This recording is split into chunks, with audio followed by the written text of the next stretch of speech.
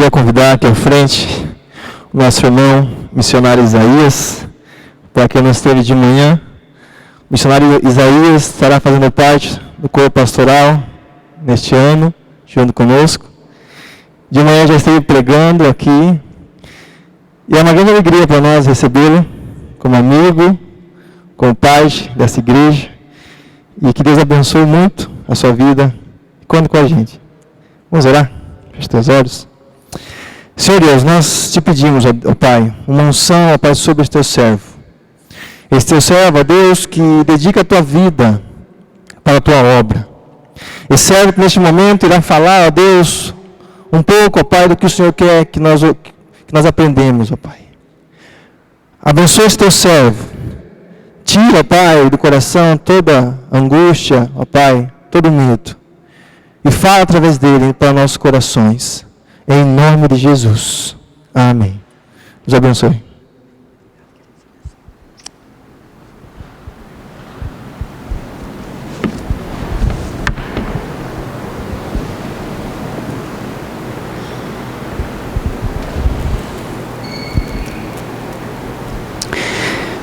Boa noite a todos, queridos. É um prazer para mim poder voltar. Esse lugar é muito bom. Eu estou muito feliz de estar aqui mais uma vez. E eu fico encantado porque a gente passa tempo, volta, passa dias e a gente se apaixona todo o tempo pela palavra do Senhor, pela igreja de Jesus Cristo. E eu vim para cá hoje, no meio da tarde, estava conversando com o seminarista Wagner sobre isso, que eu gosto de passar meu tempo antes. Tadinho, o Rock, ele está meio complicado comigo, que tem que chegar mais cedo. Ele fala, quer que eu chegue? Eu falei, não, fica tranquilo, ele chega, eu já estou aqui. Porque eu gosto demais de estar esse tempo aqui, de preparar, de conversar, de ouvir um pouco da palavra de Deus. E antes de darmos início à nossa meditação nessa noite, eu queria me apresentar. Você pode me ajudar, Mateus? Hoje nós estamos falando um pouquinho sobre algumas vitórias esse mês. E cremos que esse ano será um ano de vitórias para muitos de nós. E só vai ser para muitos porque para aqueles que querem vai ser. Para quem não querem não vai ser. Então para quem quer, com certeza será um ano de vitórias. Pode descer, meu querido. Esses são os góis. Esse sou eu e a minha esposa. Eu dei uma ajuda no Photoshop ali, né, em mim. Segura só um pouquinho. Para ficar meio no nível ali da minha esposa, né. Como eu falei de manhã, dizem que a minha esposa não tem visão, ela tem bom gosto. Talvez eu tenha mais visão do que ela, porque eu escolhi bem, né, pelos olhos. Mas ela tem bom gosto porque escolheu um rapaz simpático, gente boa, cheiroso, bonito, né? Tem que me vender também, né? Não dá para ficar só, né? Não tem jeito, né? Ali está o nosso nome. Alguns já até comentaram que eu sou góis. Tem bastante gente de Pilar do Sul que é góis. De alguma forma a gente é parente, nem que seja de Adão e Eva, mas de alguma forma nós somos parentes. Se Deus quiser, acho que semana que vem ou na próxima, meus pais vão estar aqui. Meu pai, ele é pastor, o góis também, e ele provavelmente pode ajudar as pessoas mais velhas que querem saber de pais, de parentes e tal, para a gente se descobrir aí na nossa árvore genealógica. Aí ele pode dar uma força, mas eu não sei, eu não conheço, não tenho tanto, mas sou góis com E. E minha esposa, tive que dar o nome a ela falou, Isaías, se você não me der o nome, eu não caso com você. Eu falei, tá bom. Ela queria meu nome e tudo que vai junto, né? Mas tudo bem. Minha esposa está ali. Fica em pé, meu anjo, por favor. Essa é minha esposa. Pode virar para lá para eles verem você. Isso. Essa é minha esposa, a mesma da foto. Aquele rapaz é o mesmo. E o terno é o mesmo também. Que benção. Ali está o nosso e-mail, caso você precise mandar alguma coisa, alguma informação, dialogar com a gente. O nosso telefone daqui de Sorocaba já está à disposição dos irmãos para o que os irmãos precisarem. Um adendo apenas que eu queria colocar. Gosto muito de comer, como todos nós, né? A única dificuldade que eu tenho, meu querido presbítero Mário, vou repetir, é azeitona. Eu tenho a alergia à azeitona. Então, se você quiser me conhecer melhor, me convidar para ir na sua casa, eu levo refrigerante, eu levo a carne, o que você quiser, ou você me convidando para comer um ovo frito, também vou. Mas, por favor, não coloque azeitona na comida, que eu não vou poder comer, eu vou ter que dizer para o irmão, se eu comer, eu vou sujar a sua casa. Então, quando vocês... Quem é o Isaías? Aquele que não come azeitona. Não tem problema. Se você lembrar de mim assim, já está bom. Pelo menos você não vai me lembrar de mim com sujeiras na sua casa ou em qualquer lugar. Tá? Mas não quer dizer que eu não coma pizza. Pizza vem azeitona grande, eu tiro e sem problema, viu? Querido presbítero Mário, posso comer pizza, tá bom? Isso é coisa nossa aqui. Então essa é minha família, essa é minha esposa. Só está faltando minha cachorrinha. Eu não coloquei foto, não tinha foto nova. Mas vocês vão conhecer quando vocês forem lá em casa. Pode passar, Mateus, por favor. Nós vamos ouvir um pouco a palavra de Deus, e eu costumo dizer essa frase, pode passar mais uma? A palavra de Deus, ela sempre conforta os atribulados e atribula os confortados. Se você veio de manhã, você já ouviu, mas você vai me ouvir várias vezes dizer isso, porque é a palavra de Deus para a nossa vida. Às vezes nós falamos, eu quero ser confortado, e Deus vai lá e nos atribula, fala, não, você está confortável demais, eu quero é te incomodar. Às vezes nós estamos incomodados, e fala, não, eu quero é te confortar, não quero te incomodar. E hoje pela manhã, pode passar rapidinho agora? Mateus, por favor. Nós falamos sobre vitória sobre desânimo. Pode descer no texto de 2 Coríntios. Pode passando. Falamos que o encorajamento é uma ordem de Deus, o encorajamento glorifica a Deus. E em terceiro ponto, que o encorajamento edifica o espírito do homem. Se você não veio de manhã, você perdeu. E eu tenho um costume, aqui eu coloquei, e aí você vai aprender um pouquinho comigo, ou aprender o meu trejeito. Eu coloco apenas alguns trechos da palavra de Deus. Eu não coloco todo o texto. Eu coloco a referência para te desafiar a trazer a Bíblia. Para desafiar você, como o pastor falou semana passada, a ler a sua Bíblia em casa, aqui, riscar, fazer o que você puder. Ou trazer o seu iPad, o seu telefone e acioná-la ali, mas você ter acesso à palavra de Deus aí com você. Pode passar, meu querido. E hoje, deixa só o texto aberto. Vinde a mim os cansados. Eu queria te convidar a refletir um pouquinho sobre isso. Antes da gente abrir a Bíblia no texto, eu estava buscando na internet algumas coisas e eu queria compartilhar com você. Eu preparei apenas poucas coisas ali, porque eu vim preparado para uma mensagem hoje à tarde. E no meio da nossa meditação, o momento que nós estamos orando aqui, Deus mudou um pouquinho e eu queria pedir para você ter atento, estar com os ouvidos atentos, porque eu creio que quando Deus muda o que a gente vai falar é porque Ele vai trazer gente que precisa ouvir. E eu não acredito que Deus fala multidões. Eu acredito que Deus fala individualidade. Talvez você vai ouvir uma coisa e o teu vizinho do lado vai ouvir outra diferente. Isso chama-se unção do Espírito Santo de Deus falando ao teu coração. Fazendo você compreender o que Deus quer falar. Eu costumo usar a expressão para os jovens, decodificando a palavra de Deus para o teu coração. Então eu creio que Deus faz algumas coisas surpreendentes na nossa vida, e como nós cantamos, grandes coisas estão por vir, inclusive a partir da palavra de Deus. Eu estava procurando hoje pela tarde algumas coisas sobre como vencer o desânimo, já que nós falamos de manhã. E eu encontrei num site a seguinte proposta: aprenda a fazer um banho que espanta desânimo. Falei, Jesus, vamos lá. E eu queria ler para você isso aí. Olha que interessante. Sabe aqueles dias em que a gente não tem ânimo para fazer absolutamente nada? Então, se for no final de semana, tudo bem, tudo certo. Até porque passar o sábado e o domingo na cama não é ruim para ninguém. É a proposta. Mas durante a semana, o que vai fazer nesses dias onde você está precisando de um ânimo? Como recuperar o ânimo? Aqui você tem a proposta certa. Banho espanta desânimo. Olha o que vai. Ingredientes: 3 ramos de sálvia. Sálvia estimula a energia pessoal. 3 pedaços de canela em pau, estimula a prosperidade. E 3 ramos de manjericão. Claro, corta o olho gordo das pessoas. Tudo isso você ferve num litro de água, todos os ingredientes, coa, deixa amornar. E após tomar um banho normal, jogue esse preparo sobre os ombros. E depois de se enxugar, você pode sair para o emprego, para o trabalho, para a faculdade, que o seu ânimo vai ser restaurado. E aí, gostaram? Anotaram? Tomaram nota? E aí, eu estava vasculhando a palavra de Deus, encontrei um outro texto também que nos ajuda a um banho ou uma proposta de reânimo, que é um pouco diferente dessa que as pessoas sugerem na internet, dessas que a gente lê, ouve e de certa forma dá um pouco de risada, porque a gente não acredita nessas coisas. Mas o texto de Mateus capítulo 11, eu queria que você, se você puder abrir a sua Bíblia ou compartilhar com alguém que tem do teu lado, abrir nesse texto de Mateus capítulo 11, um texto muito conhecido. Ele é bem diferente de um banho de reânimo. Ele é um convite de reânimo. Ele passa um pouquinho sobre essa esfera de banho, de simpatia, de algo assim. Ele tem um pouco mais de poder. E eu queria desafiar você a compreender o que seria esse um pouco mais de poder. Mateus capítulo 11, a partir do versículo 25. Talvez você o conheça melhor no 28, mas eu quero chamar a sua atenção a partir do 25. Diz assim o texto: porque aquele tempo, exclamou Jesus, eu graças te dou, ó Pai, Senhor do céu e da terra, porque ocultaste as coisas aos sábios e instruídos e revelaste as coisas aos pequeninos. Sim, ó Pai, porque assim foi do teu agrado. Tudo me foi entregue por meu Pai.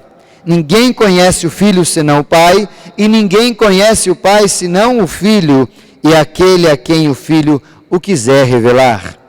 Vinde a mim, todos os que estáis cansados e sobrecarregados, e eu vos aliviarei. Tomai sobre vós o meu jugo, e aprendei de mim, porque sou manso e humilde de coração, e acharei descanso para a vossa alma, porque o meu jugo é suave e o meu fardo é leve. Qual você gostou mais? A primeira dica ou a segunda? Espero que seja a segunda. Qual que é mais fácil? A primeira. A segunda é um pouco mais difícil, e eu quero refletir com você um pouquinho sobre isso, porque esse evangelho, dos evangelhos dos sinóticos que nós temos, essa mensagem do convite de Jesus, aparece apenas no livro de Mateus, não se repete em Marcos, em Lucas e nem em João. É só Mateus que fala sobre isso. E esse livro, a partir de Mateus, uma apologia para os judeus a despeito de quem Jesus era, é muito interessante a gente ler não só o vinde a mim, os que estáis cansados, sobrecarregados, mas desde o versículo 25, para a gente entender algumas coisas importantes. Eu queria lhe ajudar nessa introdução, para você compreender um pouquinho esse texto. Esse texto ele fala de 3 declarações importantes, a partir do 25, Jesus falando. Primeiro, a simplicidade de Deus em se revelar aos humildes e ofuscar a visão dos sábios. Deus faz isso com muita naturalidade. Ele ofusca para as pessoas que às vezes acham que sabem, e vai lá e revela para aqueles que não sabem nada. É o conflito entre os sábios e os tolos, ou os inteligentes e os que não são, na visão que nós necessariamente temos. Segunda ideia, no versículo 27, ele diz que tem toda a autoridade, tudo me foi entregue por meu Pai. Ninguém conhece o Filho senão o Pai, e ninguém conhece o Pai se não for por intermédio do Filho. Então é uma ligação da qual é dada a Jesus toda a autoridade no céu e na terra. Ele mesmo fala isso um pouquinho no livro de João. Tudo me foi entregue, estava tudo na mão de Jesus. E a terceira declaração, no versículo 27 também, ele diz que o único que é capaz de revelar alguma coisa é de Deus para o Filho, e se o Filho quiser e o Pai quiser, é quem pode revelar às pessoas. Então qualquer uma das manifestações e revelações, ela se declara em Jesus. Nada mais, nada menos, é só Jesus. Por que é importante essa declaração? Antes da gente entrar no vinde a mim, por causa do convite. Logo após essa declaração, Jesus lança um convite, que ninguém nunca jamais pode fazer. Eu não posso chegar para vocês, ou qualquer um outro religioso, e dizer, meus irmãos, vem para perto de mim que eu vou dar descanso para vocês. Ou qualquer outro da época não podia fazer isso. Porque talvez ele não podia oferecer aquilo que, de fato, ia em encontro daquilo que as pessoas tinham necessidade. Mas quem conhecia as pessoas, quem conhecia o próprio Deus e se revelava a partir do próprio Deus, sabia o que cada um tinha necessidade. E aí então surge esse convite, e ainda hoje a gente precisa desse convite. Essas palavras de Jesus, como nós falamos pela manhã, é um remédio, é uma resposta a uma solução ao grande problema de inúmeras pessoas que estão desanimadas. Inúmeras pessoas que estão cansadas ultimamente. Falamos um pouquinho pela manhã, não só no culto, mas na escola dominical, continuamos com o nosso presbítero, falando um pouquinho sobre isso. E ele vinha colocando, esboçando ali, alguns motivos pelos quais as pessoas passam por dificuldades e acabam se desanimando. E é um fato muito normal hoje, porque parece que as pessoas, elas vivem cada dia mas se enchendo de fardos, mas se enchendo de coisas. É coisa para fazer. Você vê as crianças hoje, ela parece que tem quase 5 anos de idade, e você olha pelas atividades que ela tem, a demanda do dia, a agenda dela, parece que ela tem uns 20 anos. Acorda de manhã, escola, à tarde é natação, depois é inglês, depois é espanhol, depois é francês, mandarim, não sei o que, e vai colocando. Aí a criança chega em casa, ela tem que dormir no horário, tem que acordar no horário, tem que fazer isso, fazer aquilo. A criança está cheia de demanda. Imagina os pais. Conversei com uma pessoa perguntando, por que você enche seu filho com a agenda assim? Ele falou assim, porque se ela tiver o que fazer, às vezes, pelo menos assim, elas não ficam incomodando a gente. Eu falei, meu irmão, acho que você está equivocado nesse conceito. Muito equivocado nesse conceito. Mas parece que a gente está nesse mundo, e esse mundo está não só contaminando, mas nos chamando e consumindo tudo que nós temos e que nós somos. E infelizmente, todos nós temos um limite de carga. E a gente não se apercebe disso. A gente só se apercebe disso quando a gente começa a ter algumas canseiras na questão física, saúde, quando a gente começa a respirar diferente, quando o seu esposo ou a sua esposa começa a falar, você precisa ir no médico, quando você não consegue mais subir algumas escadas no tempo de chuva, como hoje, correndo e chegar lá e não ficar... Aí você fala, eu preciso parar um pouquinho e cuidar de mim. Esse mundo está acabando comigo. Só que infelizmente só nessas horas que a gente descobre que essa sobrecarga, que esse peso, que todo esse excesso é demais. E a pessoa vai levando, vai suportando, vai aguentando, vai curvando os joelhos, vai se dobrando até o dia que ela não aguenta mais e cai, ou não aguenta mais e joga tudo para fora. Num surto, num desespero, ou às vezes numa entrega, num suicídio. Não quero mais viver. Repeti essa palavra pela manhã, essa expressão de suicídio, e volto a dizer porque é um dos maiores problemas da nossa sociedade. Segundo uma estatística, a cada, se não posso errar em números, 15, 20 minutos, uma pessoa se suicida no mundo. Isso quer dizer que nós estamos aqui, eu pregando já há uns 14, 15 minutos, acabou de suicidar alguém. E o suicídio, segundo os pensadores e as pessoas que gostam muito disso, dizem que o suicídio não é um grito pela morte, ele não quer tirar a vida, ele quer simplesmente tirar aquela dor que ele está vivendo. Tanto que a gente percebe de algumas pessoas que infelizmente acabam vivendo isso, elas têm num momento, alguns segundos antes, uma proposta de querer se livrar, de se arrepender, mas não dá mais tempo. E isso infelizmente surge simplesmente pelo fato das pessoas estarem tão sobrecarregadas dessas coisas, tão cheias, e elas querem se livrar disso. Não é uma luta ou um grito para morrer, mas é uma luta e um grito para se livrar daquilo. Mas elas só descobrem depois que o se livrar daquilo, daquele jeito, leva à morte. E por isso que Jesus soa para mim e para você essa proposta. Vinde a mim os que estáis cansados e sobrecarregados, que eu quero aliviar vocês. Eu quero trazer sobre vocês um jugo diferente. Meu jugo é suave, meu fardo é leve. E eu quero propor para vocês isso porque os problemas familiares, os problemas financeiros, os problemas espirituais são muitas vezes motivos pelas quais vão trazendo desânimo e canseira para mim e para você. E se a gente não tomar nota, não se aperceber disso, nós vamos sendo envolvidos, e quando a gente menos espera, nós estamos desanimados, cansados e sobrecarregados. Mas infelizmente nem todos recorrem a Jesus, porque não sabem desse convite.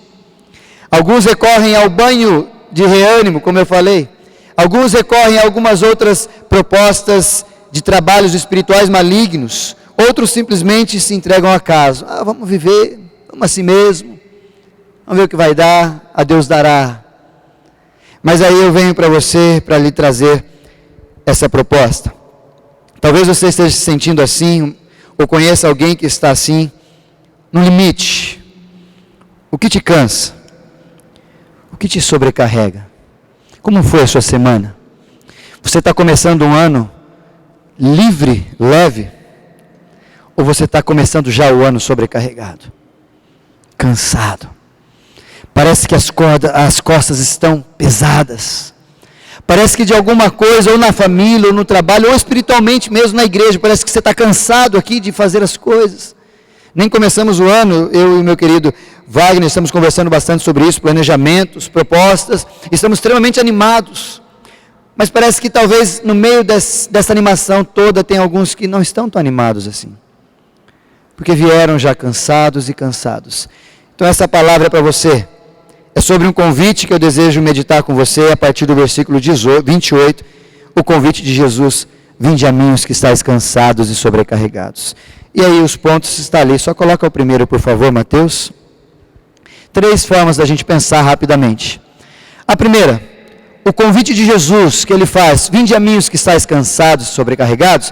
A primeira consideração que eu queria que você guardasse é essa: parte do próprio Deus a preocupação e o convite a todos. Ninguém chegou no texto e falou: Senhor, eu estou cansado, me ajuda. Senhor, o Senhor não olha para mim porque eu estou precisando, dá uma olhada para cá e eu não consigo, me ajuda. Não, partiu do próprio Jesus, partiu do próprio Deus. Jesus não aponta para ninguém, não leva para lugar nenhum, simplesmente aponta para si mesmo, como uma proposta de convite. Ele diz: vinde a mim os que estáis cansados e sobrecarregados. Mas partiu dele. Isso nos ensina a entender a seguinte situação, meu querido. Deus conhece as suas dificuldades. Deus sabe quais são os seus problemas. Eu poderia aqui ficar fazendo algumas relações, falar aqueles que estão assim, aqueles que passam por dificuldades dessa forma, aqueles que estão desse jeito. Vários de vocês iam se associar, iam ter coincidência dos fatos que eu estarei relatando. Porém, não é assim que funciona. Jesus te conhece. Jesus sabe o que você fez hoje. Jesus sabe das suas dificuldades dentro da tua casa. Jesus sabe das suas dificuldades dentro do teu emprego. Jesus sabe das suas dificuldades com os teus filhos ou com sua esposa, dentro do seu âmbito familiar. Deus sabe das suas dificuldades aqui dentro da igreja. E esse fato dele conhecer, dele saber, faz com que a gente entenda que parte do próprio Deus a preocupação de que você estando assim, você vai ter dificuldades. Por isso que ele quer te reanimar. Por isso que ele quer tirar esse desânimo e trazer um novo ânimo para mim, para você, dizendo: vinde a mim, eu estou te convidando para uma proposta diferente. Eu estou te convidando para que você possa chegar perto de mim e entender que eu tenho coisas diferentes. Não é a religiosidade que está te chamando, não é uma proposta diferente, não é uma igreja, é Jesus que está convidando eu e você a chegar perto dele. Só ele. Jesus que está dizendo para a gente: vinde a mim. Eu me recordo em João capítulo 14, versículo 6, quando o próprio Jesus diz: eu sou o caminho, a verdade e a vida. Ninguém vem ao Pai se não for por mim. Então vem para o caminho. Vem para o caminho da restauração. Vem para o caminho onde nós podemos sentir a paz, a alegria daquele que tem nos amado. E ele diz mais ainda: e eu vos aliviarei. Essa expressão de Jesus, quando ele nos convida, também quer dizer para mim e para você, quando ele diz assim, é que eu posso atender o seu pedido. Eu sou o único que posso te ajudar. Porque eu posso dizer, de repente, para o Lucas: Lucas, vem cá, eu vou te dar uma força. O Lucas, de repente, está lá trazendo uma caixa grande e pesada. E eu chego, olho para o Lucas e: Lucas, o que está acontecendo? Eu estou aqui, eu vou te ajudar, eu vou te aliviar. Aí eu chego perto do Lucas, pego um pedacinho da caixa, como eu e o Wagner fizemos essa semana, carregando caixa, e as costas minhas doeu. Carregando a caixa, eu chego para o Lucas e pego a caixa e falo: Lucas, desculpa, mas não dá. Eu não aguento. Vamos chamar outro para te aliviar, porque eu não consigo te aliviar. É assim que as coisas surgem para nós.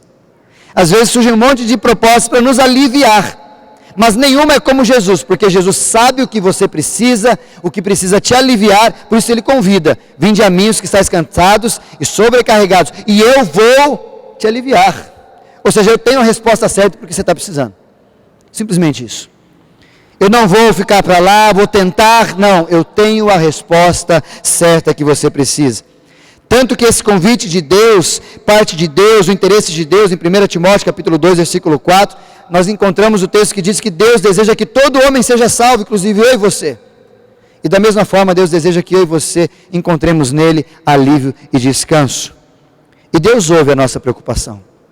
Quando você se recorda de Jonas, lá no capítulo 2, versículo 2, quando ele já estava sendo, com aquele processo todo na barriga do peixe, ele ora, E o texto do versículo 2 diz muito exatamente essas palavras: eu orei e Deus ouviu o meu clamor.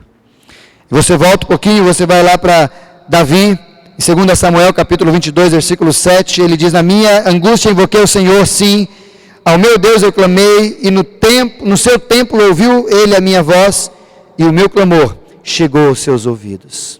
Davi também no Salmo de número 118, versículo 6, na minha aflição clamei ao Senhor, gritei por socorro, e o meu Deus do seu santo templo me ouviu e me atendeu ao clamor.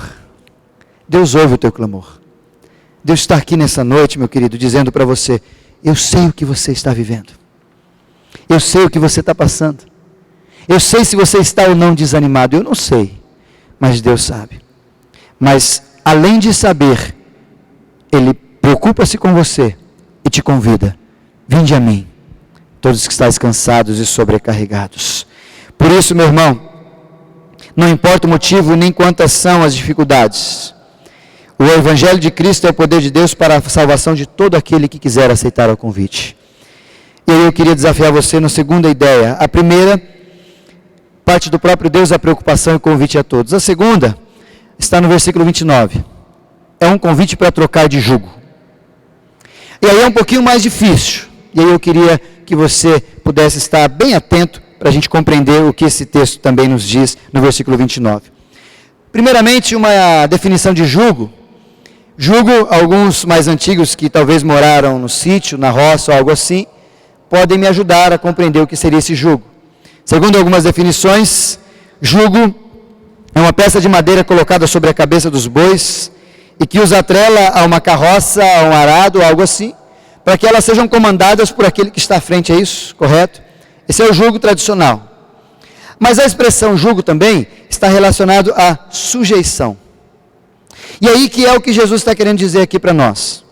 E eu queria te chamar um pouquinho e abrir um pouquinho para você compreender um pouco do povo de Israel.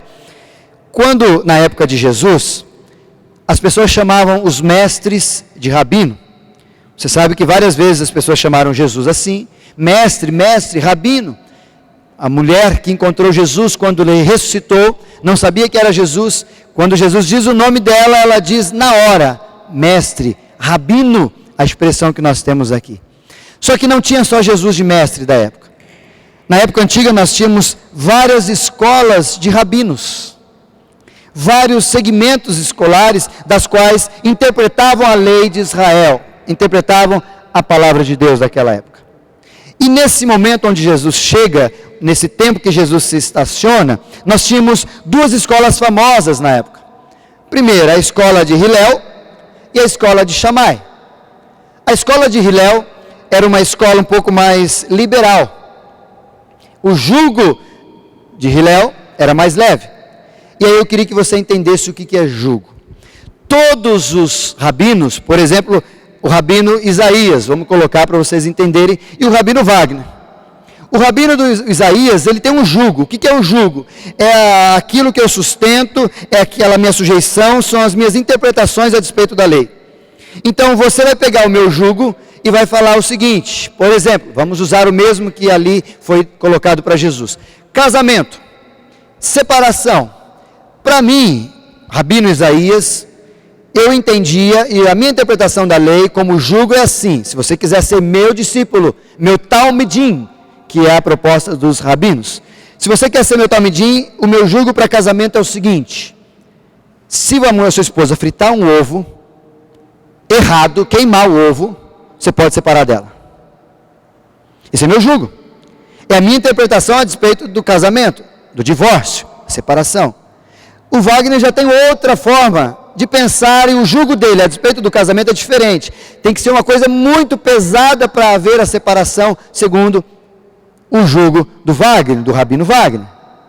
Aqui nós temos a mesma coisa, um pouco diferente, nesse sentido. Quando nós falamos de Hillel, nós temos uma expressão. Hillel considerava as coisas um pouco mais liberal. Já Shammai era um pouco mais restrita, um pouco mais pesada. Ela não tinha tanta liberdade um quanto o outro. E um tempo perguntaram para Jesus: ei Jesus, como é que é? Hillel ensina que a gente pode divorciar com a mulher por qualquer motivo. desde que seja um ovo queimado eu já posso divorciar. Shammai só permite divórcio por motivo muito sério. E o senhor? O que o senhor diz? A pergunta é, que tipo de jugo o senhor tem, Jesus? E aí, nesse contexto, por isso que Jesus vem aqui falando um pouquinho mais, e a gente precisa entender o versículo 25, 26 e 27, quando ele vai falar que ele tem essa autoridade, e ele vai apresentar um novo jugo. O meu jugo. O meu jugo não é Shammai, o meu jugo não é Hillel, o meu jugo é de Jesus. E é o jugo da qual eu quero que vocês compreendam e entendam. E é aí que eu queria que você compreendesse um pouquinho a complicação dessa consideração. Olha o que diz, um convite de Jesus para trocar de jugo. Antes as nossas considerações eram talvez de Shammai ou outro qualquer. Hoje, quando nós aceitamos o convite, vinde a mim os que estáis cansados e sobrecarregados, Jesus está dizendo para nós assim, eu queria que você pegasse o meu jugo, vamos trocar de informação. A minha interpretação da lei é diferente. E eu queria lhe chamar a atenção para isso. Quando você vai ler Mateus capítulo 5, no Sermão da Montanha, você vê Jesus conflitando muito forte o conceito das escolas rabínicas daquela época. O que diz a lei? Se bater do teu lado, você faz o quê? Senta a mão na orelha dele. O que Jesus diz? Se bater ele de um lado da face, você faz o quê? Dá o outro. Esse é o jugo de Jesus. De repente chega no texto também, quando as pessoas fazem mal com você, aí Jesus fala, o que você faz? Faz o mal. Jesus diz, faz o quê? Trate o mal com o bem. Esse é o jugo de Jesus. A interpretação de Jesus a respeito daquilo que os mesmos rabinos ou as outras escolas tinham, era diferente. E eu quero te incomodar isso, porque às vezes nós estamos cansados, sobrecarregados, porque a gente está vivendo um jugo que não é nosso, um jugo que é religioso, um jugo que é a igreja que tem colocado, um jugo que é alguma outra instituição, qualquer outra coisa que tem posto, mas o jugo de Jesus não é. Porque existem 3, pelo menos, situações do jugo de Jesus que você precisa reavaliar. Primeiro, o jugo de Jesus é diferente no relacionamento com Deus.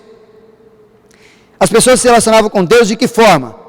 Com o sacerdote, ou com as pessoas lá, e Deus só lá em cima e eu aqui embaixo. Jesus mostra que o jugo é diferente. Quando? Quando ele morreu, o véu se rasgou de onde?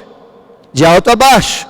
Deus saiu do lugar onde só alguns chegavam e foi se relacionar com a gente. Então, o relacionamento com Deus, com o jugo de Jesus, é diferente. Não é só na igreja, é na tua casa, é com os teus parentes, é com os teus amigos, é na tua escola, é em qualquer lugar. O jugo de Jesus é diferente. É mais fácil? Eu acredito que não. A segunda característica é o relacionamento com as pessoas.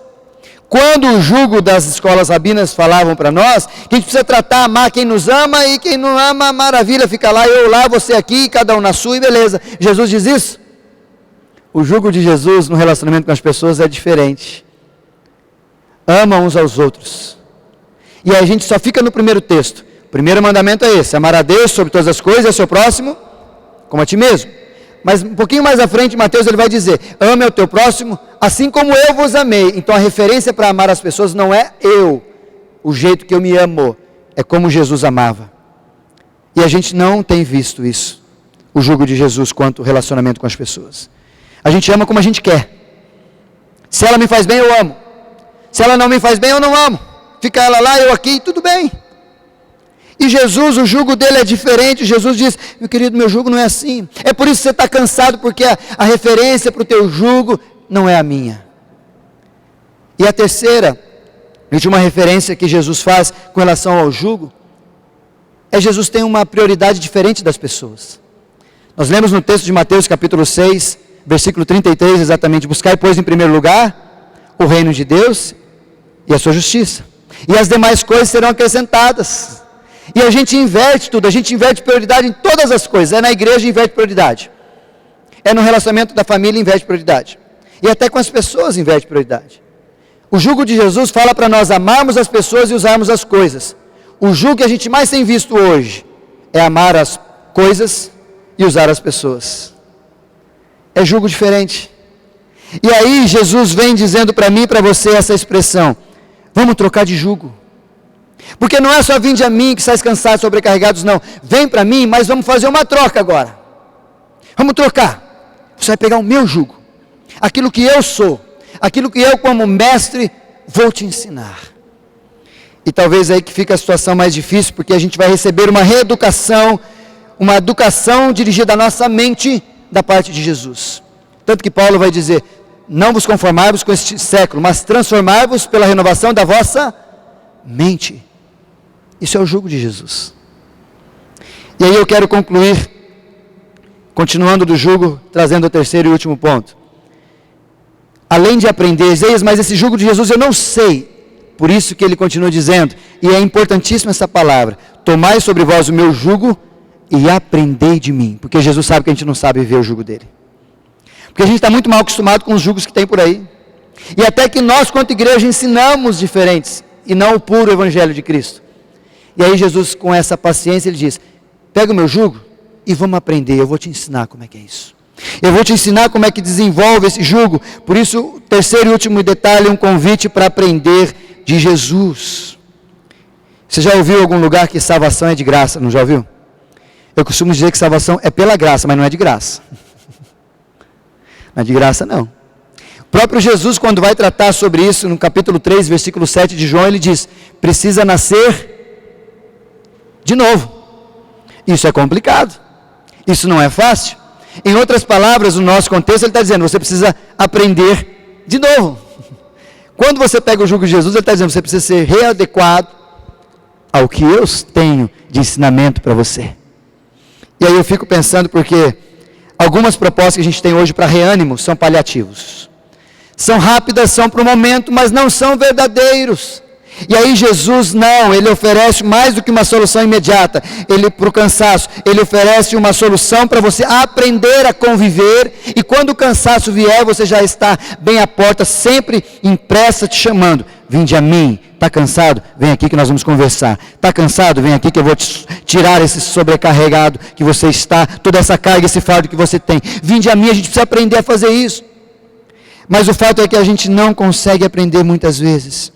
E Jesus, quando ele diz, aprender de mim, ele está querendo dizer, vem aprender a viver. Você não sabe viver. Eu sei viver porque o próprio Jesus dizendo, eu vim para que tenham vida e vida em abundância. Quantos não tem vida em abundância? Tem só vida existencial, mas não tem vida que vale a pena ser vivida.